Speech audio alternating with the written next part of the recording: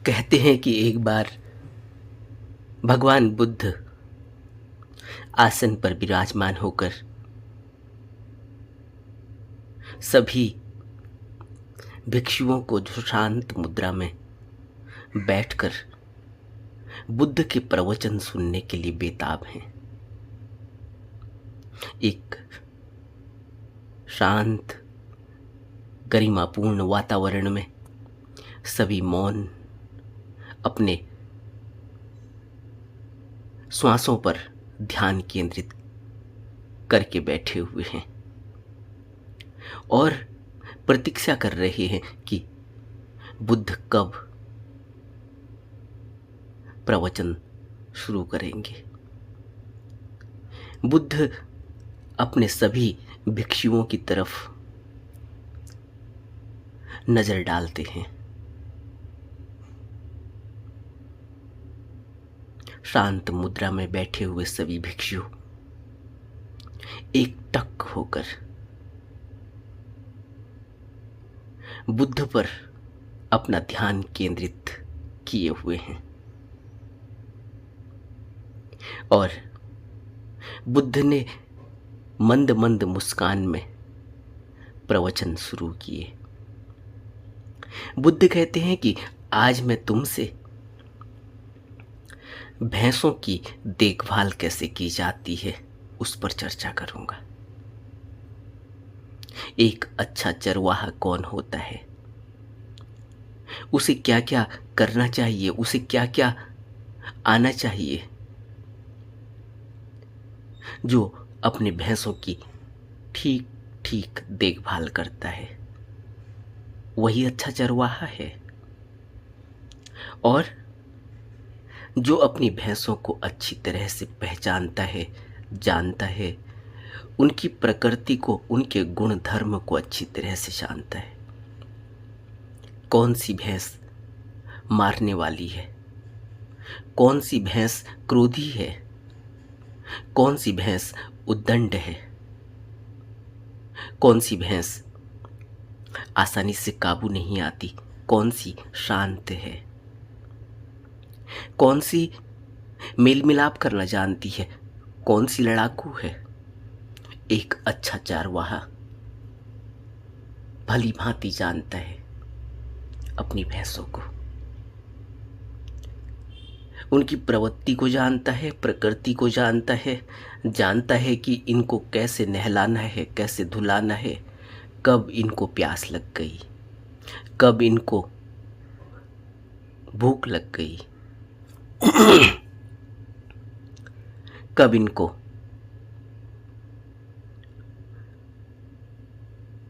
कहीं चोट लगी है, दर्द है, घाव है, उसको ठीक कैसे करना है, क्या इलाज करना है, क्या इलाज फलदायी होगा, कैसे इनको इनकी मच्छर मक्खियों से रक्षा की जाए, उसके लिए इंतजाम करना, इनके लिए चलने के लिए सुरक्षित रास्ता बनाना, इनके रात में सोने का प्रबंध करना, ठंड से बचाना, गर्मी से बचाना, यह सब एक चारवाहा जानता है। जो चारवाहा है वह भैंसों के लिए ताजी घास का इंतजाम करता है, तलाशता है, दूर दूर पहाड़ों में जाता है, पेड़ों में चढ़ता है, उनके लिए चारा काट कर लाता है। इसी प्रकार एक भिक्षु होता है जो जानता है कि कैसे मुक्ति प्राप्त करनी है, किन किन चरणों से होकर गुजरना है, किन किन नियमों का पालन करना है, किस प्रकार अपने शरीर की देखभाल करनी है, किस प्रकार अपनी प्रवृत्ति को देखना है, किस प्रकार अपने विकारों को देखना है, किस प्रकार अपनी 5 इंद्रियां और छठा मन, इन 6 से उलझना है, कैसे इनको शांत करना है, इनका प्रहाण करना है। एक भिक्षु एक अच्छे चारवाहा की तरह होता है। बुद्ध भैंस के चारवाहा का उदाहरण देते हैं। लेकिन ईसा भेड़ का उदाहरण देते हैं, भेड़ के चारवाहा का उदाहरण देते हैं, शेफर्ड का उदाहरण देते हैं कि जो भेड़ों को चराने वाला है वह एक एक भेड़ की सुरक्षा करता है, एक एक भेड़ की देखभाल करता है, एक एक भेड़ पर नजर रखता है। कोई भेड़ अगर अकेली रह जाए, दूर पड़ जाए, झुंड से अलग हो जाए, वह एक एक भेड़ के लिए इंतजाम करता है। जब भेड़ झुंड से भटक जाती है, अकेली पड़ जाती है, तो उसने कुत्ते पाले हुए होते हैं और वह भेड़ चराने वाला अपने कुत्तों को छोड़ता है और वह कुत्ते उस भेड़ को दौड़ाकर झुंड की तरफ ले आते हैं। और जब कोई भेड़ को चोट लग जाए, कोई लंगड़ी हो जाए, तो वह उस भेड़ को अपने कंधे पर लाद लेता है, छोड़ता नहीं। ऐसे ही एक गुरु होता है, वह अपने शिष्य को छोड़ता नहीं। उसकी सुरक्षा करना, उसकी रक्षा करना, उसके लिए रास्ते आसान बनाना, उसको रास्ते पर चलने में कोई कठिनाई ना आए, इसका इंतजाम करना, उसे साहस देना, सहारा देना, बल देना, यह एक गुरु करता है। गुरु जब किसी की जिम्मेवारी लेता है तो फिर छोड़ता नहीं। बुद्ध के न जाने कितने संदेश, कितने उपदेश में यह बात स्पष्ट होती है। कोई भी व्यक्ति बुद्ध के पास आता, बुद्ध उसे अपने जो भी बुद्ध के मुख्य शिष्य थे आसपास में किसके हवाले करना है, बुद्ध उसकी प्रवृत्ति को देखकर, उसकी आंतरिक स्थिति को देखकर उनके हवाले कर देते। किसी को आनंद के हवाले कर देते, किसी को सारीपुत्र के हवाले कर देते, किसी को किसी और के हवाले कर देते। लेकिन कभी ऐसा नहीं होता कि कोई बुद्ध के संग में सम्मिलित होने आया हो और बुद्ध को पता न हो और इन्हीं मुख्य शिष्यों ने उसको अपने साथ लगा लिया हो। ऐसा कभी नहीं होता। अगर कोई इन मुख्य शिष्यों के पास भी आता तब भी यह उसे बुद्ध के पास ले जाते। बुद्ध की दृष्टि उस पर पड़ती, बुद्ध उस पर नजर डालते, उसकी आंतरिक स्थिति को देख लेते, उसकी प्रवृत्ति को देख लेते, फिर उसको कैसे ठीक करना है, वह कैसे इस मार्ग पर चल पाएगा, उसको किन किन परेशानियों से उलझना है, जूझना है, किन किन मुख्य प्रवृत्तियों से, विकारों से वह जल रहा है, उन प्रवृत्तियों का प्रहार कैसे होगा, कौन से मेथड उस पर लगाए जाएंगे, यह बुद्ध के अलावा और कोई नहीं जानता। और बुद्ध इसीलिए उसको उसी प्रकार से तैयार करते थे। हर गुरु अपने शिष्य को इसी तरह से तैयार करता है। गुरु की महिमा है। बुद्ध अपने उपदेश में कह रहे हैं कि एक चरवाहा अपने भैंसों की देखभाल करता है, उसी प्रकार एक भिक्षु होता है। जिस प्रकार चरवाहा अपने भैंसे को पहचानता है, उसी प्रकार भिक्षु अपने शरीर के प्रत्येक अंग प्रत्यंग को जानता है, अपने शरीर की प्रकृति और प्रवृत्ति को जानता है, अपने मन की प्रकृति और प्रवृत्ति को जानता है। चित्त में कौन कौन से कार्य करने योग्य हैं, चित्त कौन कौन से कार्य करता है, चित्त में कौन कौन कैसे मैल लगे हुए हैं। इसी प्रकार एक भिक्षु, जिस प्रकार चरवाहा अपने भैंस को रगड़ रगड़ कर साफ करता है, क्योंकि भैंस कीचड़ में जाकर बैठती है, पानी में लेट जाती है, लोटपोट हो जाती है, और चरवाहा उसे रगड़ रगड़ कर साफ करता है। उसी प्रकार एक भिक्षु अपने मन, अपने शरीर को, अपने मन को और अपने मन के अंदर लगी हुई इच्छाओं को, राग को, क्रोध को, द्वेष को, तृष्णा को, इन सभी मैलों को रगड़ रगड़ कर साफ करता है ध्यान के माध्यम से।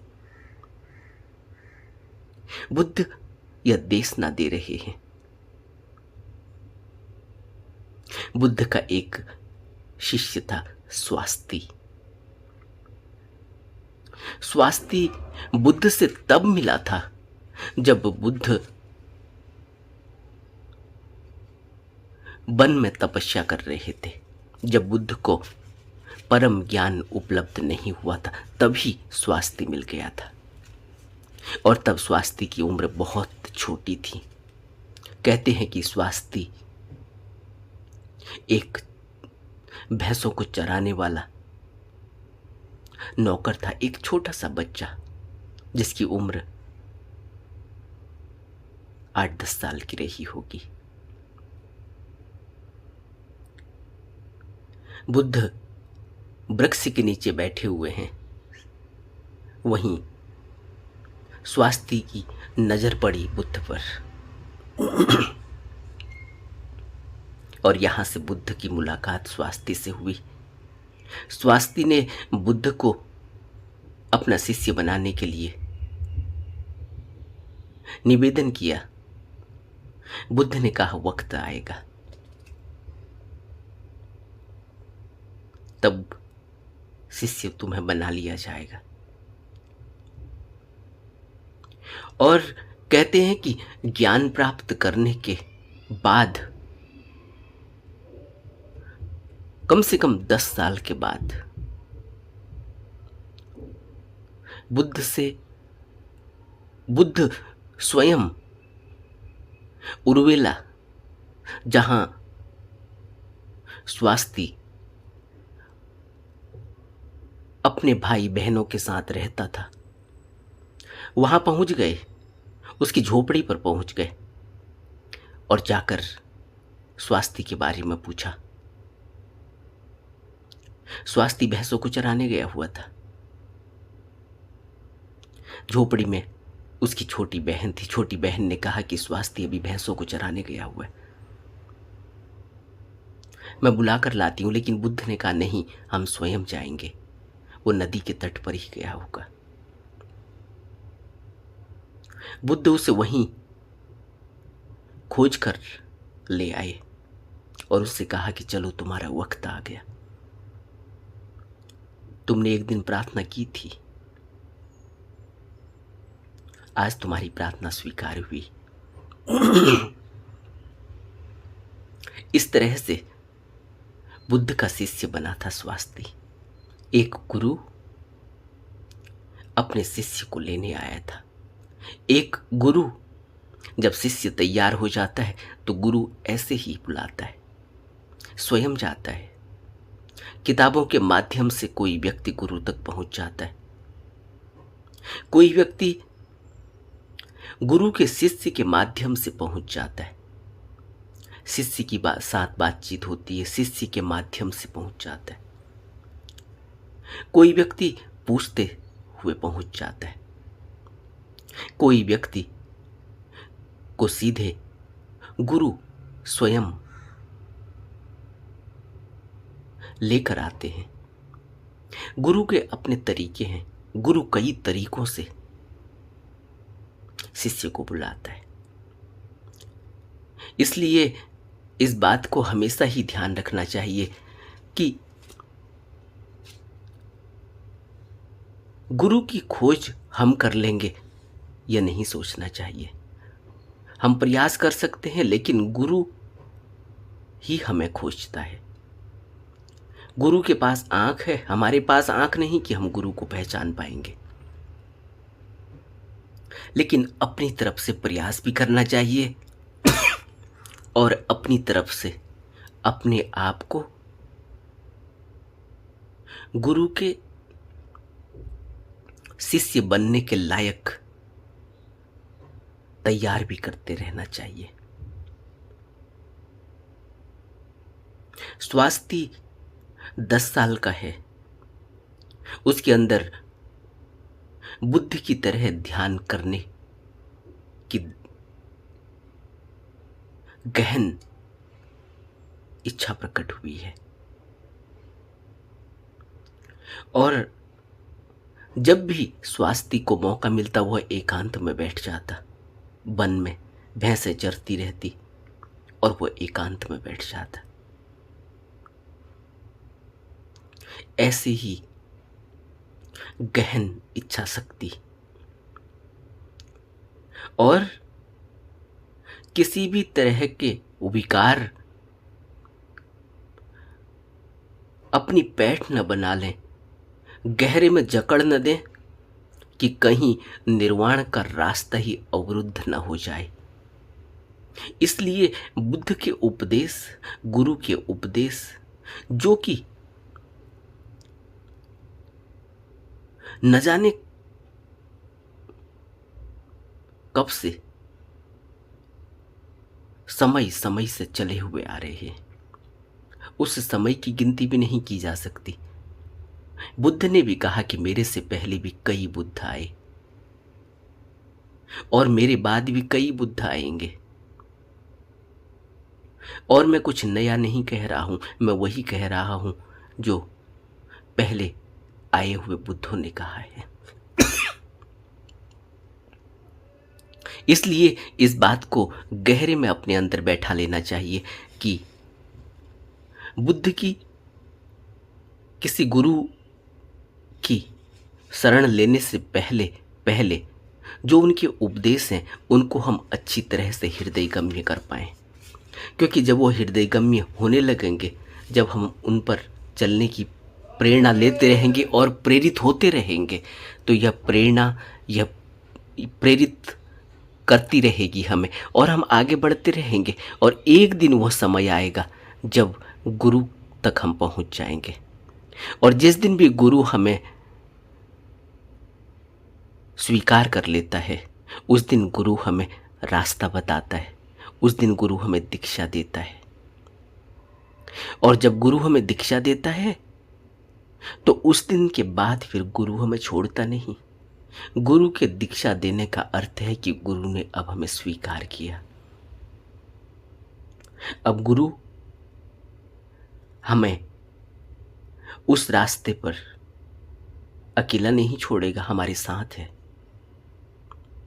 शरीर रूप में हमें साथ न दिखता हो भला,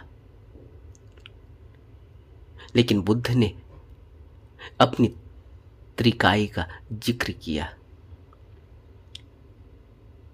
बुद्ध किसी न किसी काया में हमारे संग साथ है। लेकिन जिस भी व्यक्ति को प्रवर्जित किया गया वह फिर बुद्ध की शरण में रहता ही है। फिर वह बुद्ध की निगरानी में, बुद्ध के बताए हुए रास्ते पर निरंतर प्रयास करता हुआ निर्वाण तक पहुंच जाता है। इसलिए बुद्ध कह रहे हैं कि अगर कोई व्यक्ति चरवाहे की तरह, जो चरवाहा भैंस को रगड़ रगड़ कर साफ करता है, जानता है कि उसे कैसे नहलाना है, कैसे उसे साफ करना है, उसी तरह से व्यक्ति अपने राग को, अपने क्रोध को, अपनी वितृष्णा को, इन सभी मैलों को इन सभी मैलों से अपने को शुद्ध कर लेता है। इसी तरह से जब भैंसों को प्यास लग जाती है, पानी की खोज करता है चरवाहा। जब भूख लग जाती है तो घास की खोज करता है चरवाहा। समय समय पर उनको चारा देना, समय समय पर उनको पानी देना, और जरूरत से ज्यादा वो न खा लें इसलिए चरवाहा उनको ज्यादा चरने भी नहीं देता। उनको वहां से खेतों से हटाकर दूर ले जाकर छोड़ देता है, जहां अब कुछ खाने को नहीं है, क्योंकि जरूरत से ज्यादा खाने पर भी हानि होती है। और जिस प्रकार चरवाहा बड़े भैंसों को छोटी आयु के भैंसों के लिए एक आदर्श के रूप में प्रयोग करता है, उसी तरह से भिक्षुओं को भी अपने से बुजुर्ग भिक्षुओं, वृद्धजनों के ज्ञान और अनुभव पर निर्भर रहना चाहिए, उनके अनुभव का फायदा उठाना चाहिए।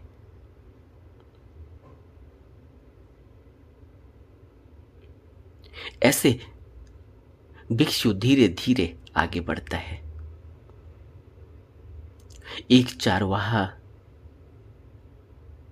और एक भिक्षु। अगर चारवाहा निपुण हो जाए तो वह भैंस की प्रकृति को जानता है, फिर वह भैंस को किस तरह से पालना पोसना है, किस तरह से उसकी परवरिश करनी है, उसके लिए आसान हो जाता है। और इसी तरह से एक भिक्षु जब निपुण हो जाता है तो फिर वो जानता है कि 6 इंद्रियों को किस तरह से भस्म करना है। फिर वो जानता है कि 4 आर्य सत्य जो हृदय गम्य कर लेने हैं, उनको किस तरह से हृदय में बसाकर जीवन बिताना है। फिर वो जानता है कि जीवन अनित्य क्यों है, यह सब कुछ अनित्य क्यों है। इस अनित्यता में कुछ भी नित्य जैसा नहीं, कुछ भी बंधन जैसा नहीं होना चाहिए। इसलिए बुद्ध जिस तरह से भैंसों के चलने के लिए सुरक्षित मार्ग के बारे में भिक्षुओं को बता रहे हैं कि एक चारवाहा भैंसों के चलने के लिए सुरक्षित मार्ग का निर्माण करता है ताकि कोई भैंस फिसल न जाए, कोई भैंस को चोट न लग जाए, कोई भैंस को कांटे न चुभ जाएं, कांटों से बचाने का इंतजाम करता है। किसी को कोई घाव न लग जाए, घाव पक सकता है, उसको कैसे ठीक करना है उसका इंतजाम करता है। कैसे किसी को अगर भैंस को बुखार आ जाए उसको कैसे बचाना है, कैसे उसकी रक्षा करनी है। इसी तरह से धर्म का मार्ग का आचरण करना भी होता है। और जो भिक्षु सम्यक धर्म के मार्ग को जान लेता है, जो यह जान लेता है कि मन तथा शरीर से घायल अगर मनुष्य हो जाए, मन और शरीर से घायल हुआ व्यक्ति कौन है? जो लोभ में उलझा हुआ है, जिसको क्रोध के घाव लगे हैं, जिसको तृष्णा के कांटे लगे हैं, जिसको द्वेष ने विषाक्त किया हुआ है, जिसमें ईर्ष्या का जहर है लग गया है, उसके निर्वाण का रास्ता अवरुद्ध हो जाता है। उसके लिए निर्वाण की तरफ बढ़ना असंभव हो जाता है, क्योंकि वह इतनी बुरी तरह से आहत हो जाता है, मन से भी और शरीर से भी। इसलिए बुद्ध कह रहे हैं कि बड़ी ही जागरूकता से सम्यक जागरूकता चाहिए। और सम्यक जागरूकता कैसे पैदा होती है? बुद्ध कहते हैं सम्यक व्यायाम, निरंतर अपनी आती जाती सांस पर ध्यान केंद्रित करते रहना चाहिए।